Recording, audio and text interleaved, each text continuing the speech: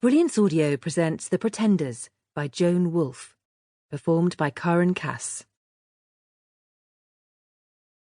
It was 3 o'clock in the afternoon on a beautiful but blowy day in mid-May, and I was, as usual, in the Earl of Cambridge's stable office talking with his head groom.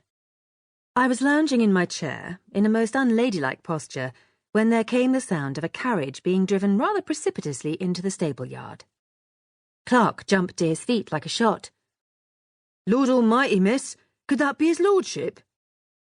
I said a little dryly, "Since I don't know anyone else who comes sweeping in here quite so grandly, I rather imagine that it is." Clark disappeared out the door. I slid down a little farther on my spine and idly wondered what could be bringing the Earl of Cambridge back to his ancestral home in the midst of the London season. A brilliant ray of May sunshine came slanting in through the small office window and rested on the top of my head. It had been a cold April, and the heat felt delightful. I closed my eyes to savour it. "You here, Deb?" a familiar voice asked, and I opened my eyes to regard the man who had just come in. The most noble George Adolphus Henry Lambeth, Earl of Cambridge, Baron Reeve of Ormsby, and Baron Thornton of Ware stood in the door, looking at me out of his famous dark eyes. "I'm always here," I returned mildly. "Where else am I to be? At home with Mother? Gardening?" He flashed me a swift, charming grin. "Well, since you put it like that." He came into the room and sat on the edge of the desk, facing my chair and swinging his leg.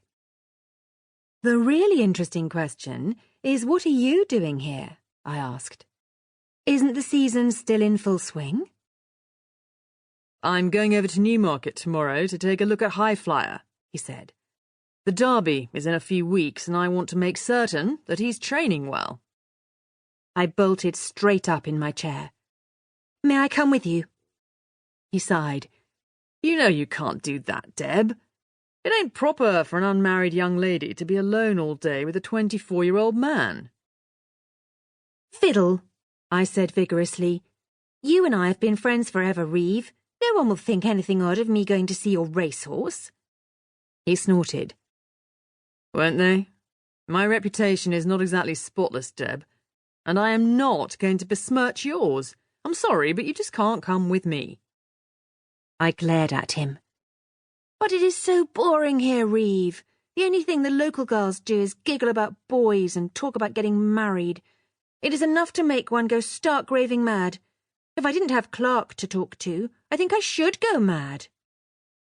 He looked like a dark angel as he sat there, swinging his booted leg and looking at me out of enigmatic eyes. "You ought to think of getting married yourself, Deb. You can't spend the rest of your life as a spinster after all." I could feel my face take on what my mother calls its stubborn look.